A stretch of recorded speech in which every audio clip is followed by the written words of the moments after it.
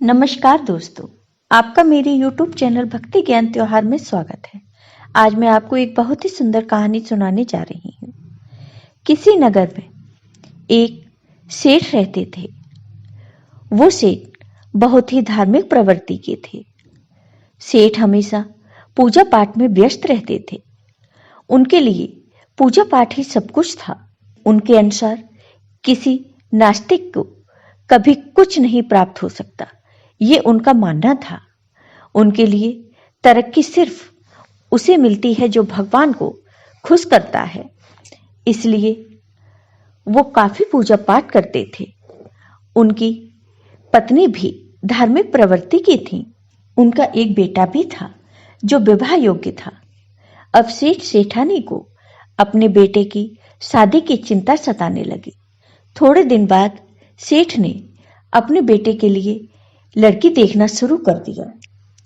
कुछ लड़कियों को देखने के बाद सेठ को और उनकी पत्नी को अपने बेटे के लिए एक लड़की पसंद आ गई। सेठ ने अपने बेटे से उस लड़की का विवाह कर दिया। विवाह के बाद बहू घर में आई। वो सभी को बहुत सम्मान देती थी और पूरे घर का बहुत अच्छे से ख्याल रखती थी। दिन बीतते गए। बहू ने रसोई का सारा काम अपने हाथों में ले लिया।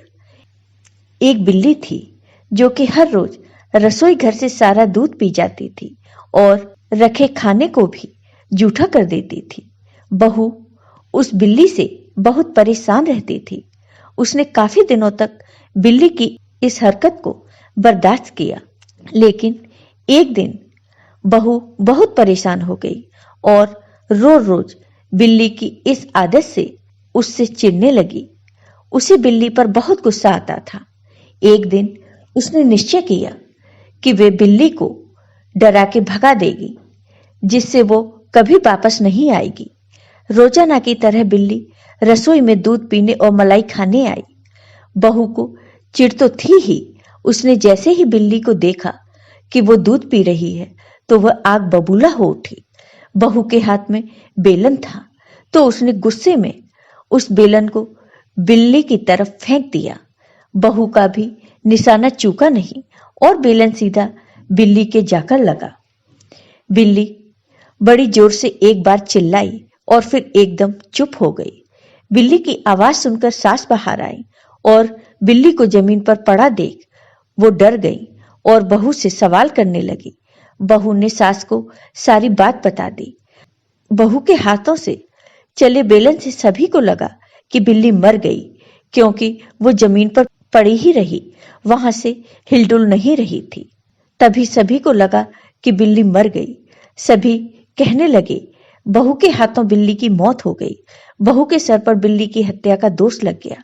बहू को बहुत पछतावा हुआ, लेकिन अब पछताने से क्या फायदा था। सेठ ने फौरन ही एक पंडित को बुलवाया और उन्हें सारी बात विस्तार से बताई। तब पंडित जी ने भी इसमें अपना फायदा देखा।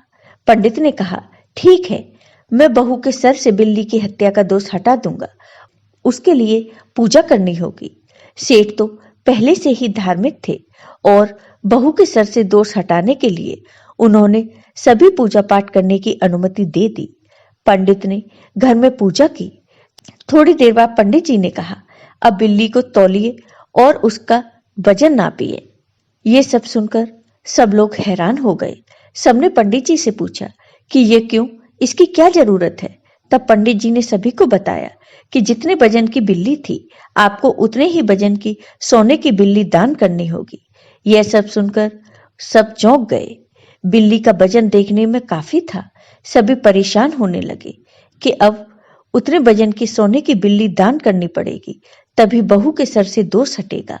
बहू भी ये सुनकर सदमे में आ गई और वो चुपचाप वहां से हटकर दूसरी ओर जाने लगी।